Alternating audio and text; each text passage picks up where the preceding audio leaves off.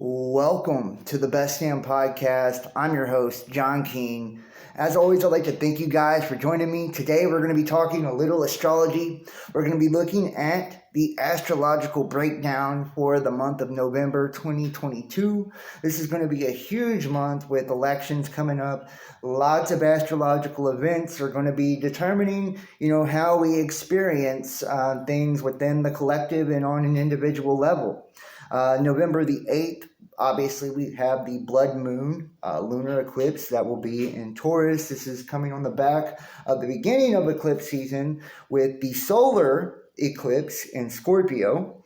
So coming out of Scorpio season, going into Sag season, we're going to experience a lot of lighter energy and expansive energy and a lot of changes.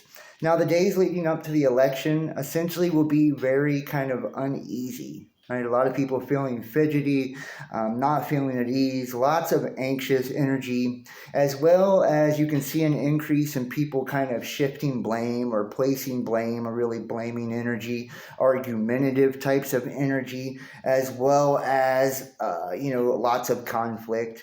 Right, things really conflicting, going head to head, which could also create a sense of disillusionment. And this disillusionment could lead to some people really feeling discouraged. Right, and depending on results, the discouragement there, if their side doesn't fare the way they expect. This could also, lead to lots of overstating situations or overstating, people, things, places, and lots of exaggerating. Now, this month also, we have Venus, the Sun, and Mercury, which will all aspect Saturn, Neptune, Jupiter, Chiron, as well as Uranus. We know even Mercury, it's especially powerful in the sign of Scorpio, so that's something else to pay attention to this month. Now, we move to November 4th. This is where we kind of kick things off. The Sun will be joining the Southern Cross star of Acrux, which is located at the bottom of the star. This represents, and it is the brightest star within the Southern Cross. It represents abundance, success, blessings, and honor. This energy, this day, it's asking us to focus on our abundance, to focus on our blessings, to focus on our successes, and to kind of celebrate those things. On November 8th is the day of the final eclipse of this year, which is November the 8th. This is the blood moon eclipse in Taurus. And this could, bring a lot of different problems or a lot of different issues surrounding money, surrounding relationships, major changes within, our money situations, as well as relationships as well. This could also bring up issues pertaining to, blockages or just issues we have around our own insecurities, especially when it comes to our sense of worth, right? And, our sense of worthiness. We also have on November the 8th, Mercury Cazimi, which is representative of a new cycle or a new cycle of awareness. This is all about mental growth, mental expansion. It's about deeper awareness as well. November the 8th, the Mercury Cazimi will give us an opportunity to really experience more clarity, or, seeing things from a new perspective, things that were once cloudy now becoming clear to us. This bringing in a lot of illumination, unlocking higher truths, deeper mysteries. This is an invitation, an open invitation too, to really speak your truth and to be true to yourself as, people that are being, deceptive, that are lying or being deceitful, this energy is going to be exposed at this time. So a lot of lies and deceit will be brought to the forefront, will be put out there and be exposed at this time. On November 9th, which is the day following this eclipse, we have the Sun opposing Uranus. Uranus is all about awakening. Uranus is about surprises, so we could see surprises within the news, surprising news or information. And this news or information that comes out could actually create or trigger a shift or an awakening within consciousness itself. This can provide us new insights, new surface discoveries, as well as sharing what we need to make changes within our lives. This can give us a sense of feeling unsettled or unstable also. Now, November 11th, which is 1111, anybody who studies angel numbers or numerology knows 1111 is all about, alignment. It's about divine harmony, divine manifestation, new beginnings, awakening, as well as just tuning into the higher self overall. November the 16th, we have Venus, which will be entering into Sagittarius. Now, in Scorpio season, it kind of uncovered what we really value to allow us to move into this lighter energy now, this loving, kind of light energy, full of joy, and it's about friendship and balanced social lives. This is allowing us to make that transition and really bring in the balance within our social lives, bring in the joy, the lightness. On the 19th, we have Mars retrograde square Neptune, which is kind of a stagnant energy. It can be a real foggy energy, a confused energy, essentially lacking clarity. Or lacking clarity when it comes to the direction we're wanting to take something, the direction we're wanting to go. This is a reminder for all of us to essentially take our time, no matter what we're doing or we're trying to manifest, to take our time, but to keep going, keep pushing forward, keep it moving, essentially. Don't rush any decisions or any decision making at this time, especially big decisions, relationships, jobs, things like that. Neptune is telling us, it's saying, go within and choose our hearts over our heads, right? That's what the Neptune energy is all about, just going within, choosing our hearts over our heads, and trusting our intuition when it comes to making choices, when it comes to making, big decisions. On November the 22nd, we have the Sun in Sagittarius. This is all about our intent, our intentions, and intentions that we set, and how this will determine the way that we go in life. This will determine our outcome. This is inviting us to reevaluate our goals as well as our dreams, and trying to really show us how we can get there, and how we do get there. Reflecting on the journey or the totality of the journey, the overall experience. This can leave us really feeling inspired, some extra wisdom being available, a sense of lightness again, as well as lots and lots of inspiration, giving us the ability to learn new things. November the 23rd, we have the new moon in Sagittarius, and this is the start of Sag season, right? And this is, like I said, Sag is about religion, but it's like the realization of God or the realization of spirit, right? Having faith, believing in goodness, positivity. It's, a new sense of lightness, new choices and new options emerging within our life. Right, and we do still have the Mars retrograde in Gemini, which can create some conflicts with it in opposition. So the 1st to the 16th, we're going to be experiencing that Scorpio, Taurus energy for the most part. And then the 17th, Venus moving into Sag, Sun into Sag, Mercury in Sag, right? Sagittarius season with the new moon in Sag. This is going to bring it all out with the new lightness, ease, the choices of experience. Now, the new lunar cycle will be starting. The eclipse energy will finally start to dissipate and go away. This will be about the delivery or arrival of what the eclipse has stirred up or brought up in our lives and within ourselves. So the arrival of whatever the eclipse has stirred up, it's actually powerful, it's potent, it's beautiful. Right? This is also about thinking about a new venture or the next chapter, thinking about something new. This is a beautiful, very light energy.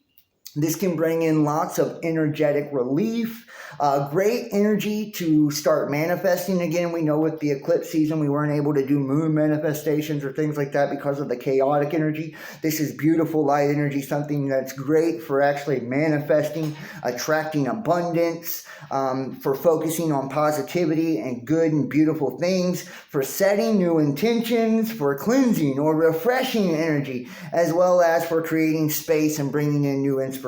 So it's just awesome energy.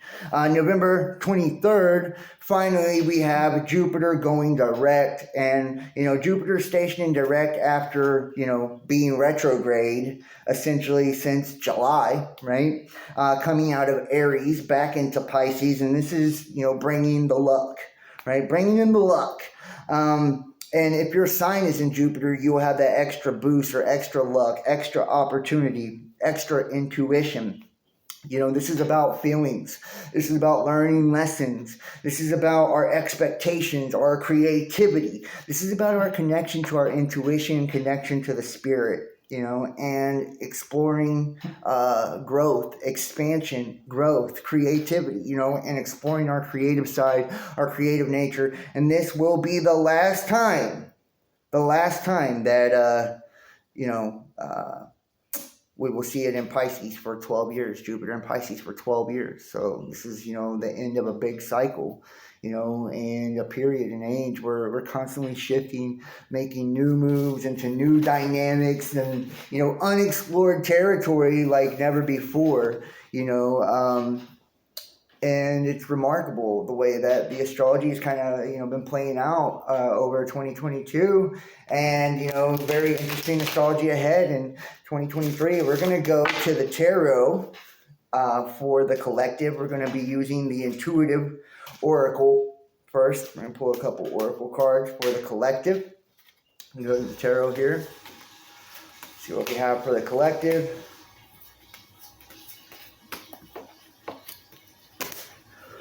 The romantics.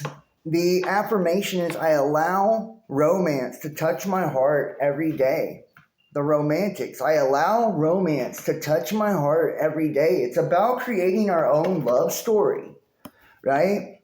Pursuing what makes us happy, like what we want most or cherish most about this experience. And if it is love, and it's like creating the romance story, whether it's with our partner or with ourselves, our higher selves, you know, making this great romance novel of life and the experience in itself, and being romantic about life, right? And how we see life and experience itself. The angel affirmation. I have faith in my ability to help myself and others.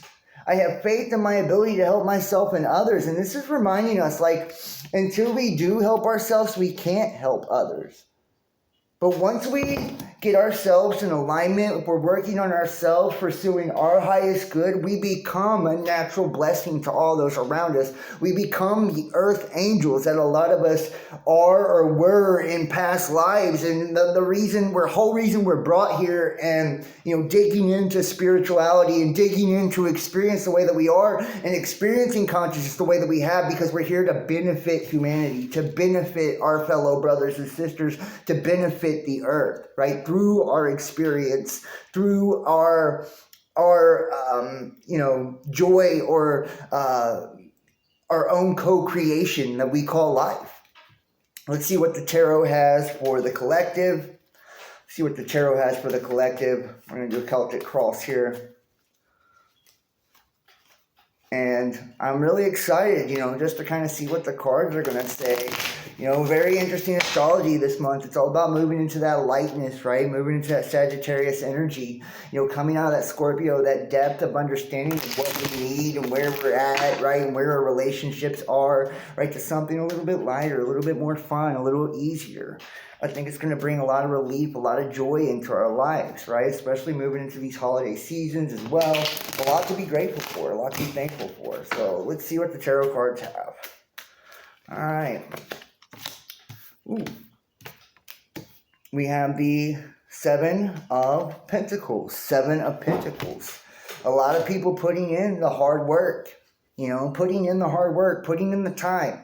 You know, being very intentional, and it's about the intentions that we set, right? Whenever we're trying to manifest or create something within our life, it's like being very intentional, very meticulous, being organized in our approach, taking all the steps, covering all the bases, right? Like, that's what we've had to do moving into now. And now it's like this eclipse energy is getting ready to present itself in our life and to show us what the work that we've done and what we have to work with and how we can move forward from here. The Eight of Cups. The Eight of Cups. It's about moving on from the past experience, past trauma, but moving on with wisdom from that experience.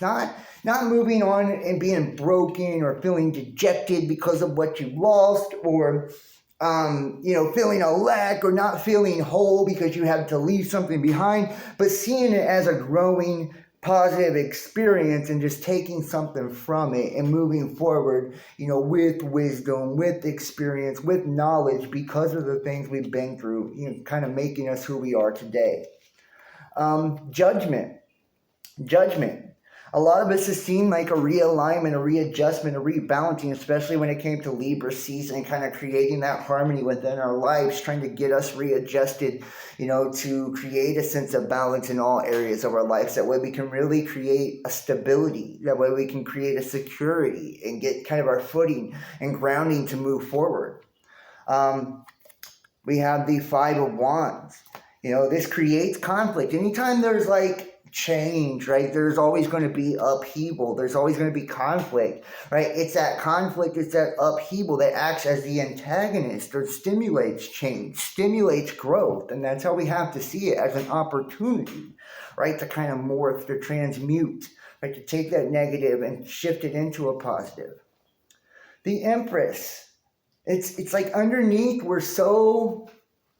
Even if we're in the moment of chaos and balancing, in the moment of manifestation and having to move on away from things in the past, relationships of the past, toxic things that don't serve us, it's like knowing our worth, having a sense of worthiness. And dude, this Taurus energy with this blood moon, lunar eclipse in Taurus, right? It's like knowing your worth, your sense of worth, and like what you deserve, and creating an experience, knowing that you have the fertility within you to create an experience that brings you the sense of luxury, the pleasure, the happiness, the joy that you deserve, right? That you're worth, The Knight of Cups, something that's emotionally abundant, something that's going to leave you fulfilled, something that's going to, bring you gratifying satisfaction, something that's going to feed your soul, right? Something that's going to feed your soul in all areas. And like, and being willing to make the commitment, another Taurine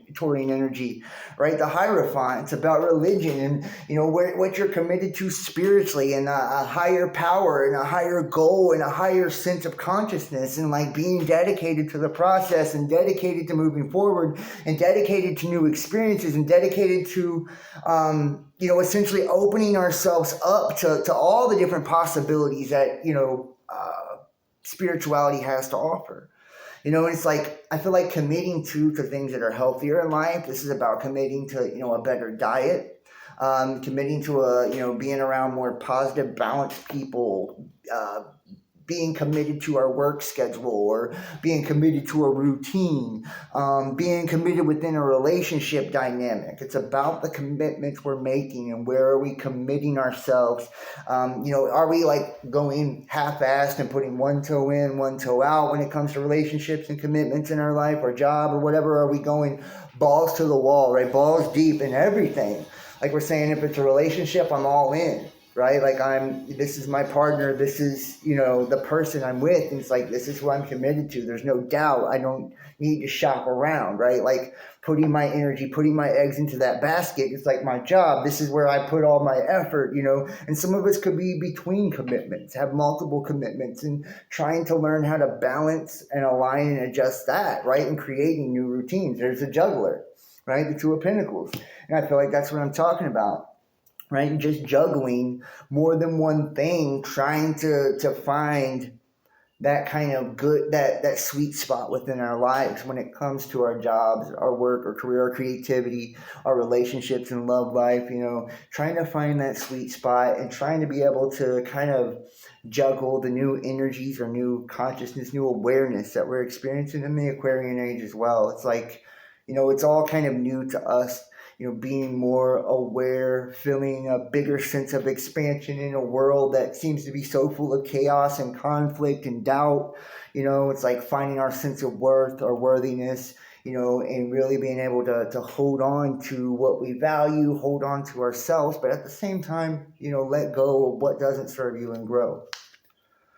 The Two of Swords, it's like opening your heart, or being closed off to something really beautiful. There's an opportunity here for everyone to really grow, to really expand, to really capitalize on what's available for all of us. consciously and spiritually, but it's like if you're closed off to it, if you have your heart closed, your eyes closed, and you're refusing to take off the mask, both literally, right, and metaphorically, if you're refusing to see through the bullshit, refusing to be honest with yourself about what's going on, about who you are, about this whole experience, the governments, all of it. It's like if you're refusing to acknowledge this, right, you're going to stay in this fucking victim energy forever.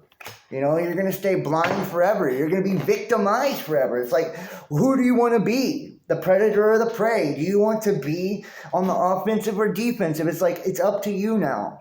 And we all have...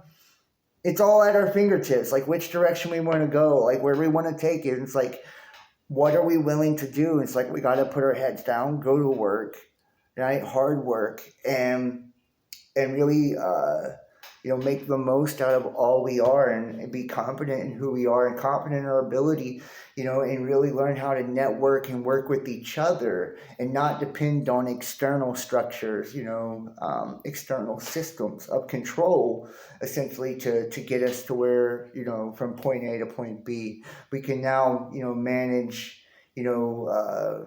every aspect of self, right? And we're learning how to manage every aspect of self effectively without external influence, and understanding we have all the resources within ourselves to make anything happen that we want within life, right? It's all up to us.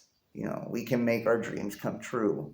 We can change the world, and we don't have to do it through an electoral system or anything like that. We can do it by changing who we are individually, right? And being committed to being the best person, the best version of us that we can be, and connecting ourselves to others that are like-minded, and speaking our truth, and being bold, and being honest, and holding up things with dignity, morality, honor, values, virtue, right? And letting the cream rise to the top, And I feel like that's what's going to take precedence in this new age. It's going to be the power returning back to the people, and it's going to be the cream rising to the top.